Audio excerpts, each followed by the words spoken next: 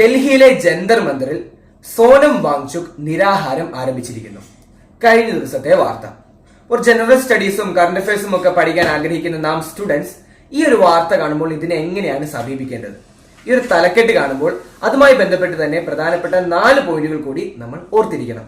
അതിലൊന്ന് ജന്തർ മന്ദിർ. എന്താണ് ജന്തർ മന്ദിർ?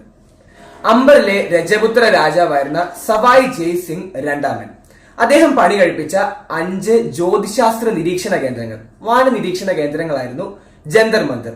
അതിൽ ഏറ്റവും പ്രധാനപ്പെട്ടത് ജയ്പൂരിലാണ്. അത് യുനെസ്കോയുടെ പൈതൃക പട്ടികയിലൊക്കെ വന്നിട്ടുണ്ട്. ഇത് ഡൽഹിയിലാണ്. ഡൽഹിയിലെ ജന്തർ മന്ദിറിലാണ് അദ്ദേഹം സോനം വാങ്ചുക് നിരാഹാരം കിടന്നത്. ഒന്നാമത്തെ കാര്യം. 2, എന്തിനു വേണ്ടിയാണ് ഈ നിരാഹാരം കിടക്കുന്നത്? അത് ഇന്ത്യയുടെ വിദ്യാഭ്യാസ മന്ത്രി ധർമ്മേന്ദ്ര പ്രധാൻ രാജിവെക്കുന്നതിന് വേണ്ടിയാണ്. NEET exam, national eligibility cum entrance test, NEET എക്സാമുമായി ബന്ധപ്പെട്ട് ചോദ്യചോർച്ചയുമായി ബന്ധപ്പെട്ട് നിരവധി പ്രക്ഷോഭങ്ങൾ ഇന്ത്യയിൽ നടക്കുന്നുണ്ട്. അതിന്റെ ഭാഗമായി വിദ്യാഭ്യാസ മന്ത്രി രാജിവെക്കണം. ഇതാണ് ആവശ്യം. അപ്പോൾ ഇപ്പോഴത്തെ വിദ്യാഭ്യാസ മന്ത്രിയെ കണ്ടു. അപ്പോൾ ആദ്യത്തെ ഇന്ത്യയുടെ വിദ്യാഭ്യാസ മന്ത്രി അത് മൗലാന അബ്ദുൽ കലാം ആസാദ്. ഇനി മൂന്നാമത്തെ കാര്യം. സോനം വാങ്ചുക് നിരാഹാരം കിടന്നത് CJP എന്ന പുതിയൊരു പാർട്ടിയുടെ ഐക്യദാർഢ്യം പ്രഖ്യാപിച്ചുകൊണ്ടാണ്. അപ്പോൾ CJP, കോക്രോച്ച് ജനത പാർട്ടി. ആരാണ് അതിന്റെ സ്ഥാപകൻ? അഭിജിത്ത് ദീപ്കെ.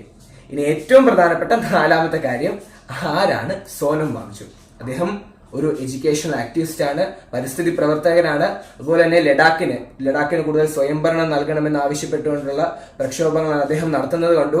ലഡാക്ക് പ്രക്ഷോഭവുമായി ബന്ധപ്പെട്ട് ഇദ്ദേഹത്തിന്റെ ചിത്രങ്ങളും പേരും ഒക്കെ നമ്മൾ പത്രത്തിൽ നിരന്തരം കണ്ടതുമായിരുന്നു. സോനം വാങ്ചുക്. ഇങ്ങനെ 4 പോയിന്റുകളാണ് ഒരു വാർത്തയുടെ തലക്കെട്ട് കണ്ടപ്പോൾ നമ്മൾ കൂടുതലായി കിട്ടിയത്. ഈ രീതിയിൽ ഒരു വാർത്ത, അതുമായി ബന്ധപ്പെട്ട കണക്ടിംഗ് പോയിന്റ്സും ഷെയർ ചെയ്യുന്ന ഒരു വാട്സപ്പ് ഗ്രൂപ്പ് നമുക്കുണ്ട്. അത് പത്രങ്ങളിലൂടെ എന്നാണ് അതിന്റെ പേര്. ഒരു ദിവസം 1 രൂപ ഫീസ് എന്ന രീതിയിൽ 365 രൂപയാണ് ഫീസ്. താഴെ കാണുന്ന ഗൂഗിൾ പേ നമ്പറിൽ ഫീസ് അടച്ച് അതേ നമ്പറിലേക്ക് തന്നെ സ്ക്രീൻഷോട്ട് അയച്ചാൽ നമുക്ക് ഗ്രൂപ്പിൽ അംഗമാകാൻ സാധിക്കാവുന്നതാണ്. അപ്പോൾ താല്പര്യമുള്ളവർ ഗ്രൂപ്പിന്റെ ഭാഗമാവുക.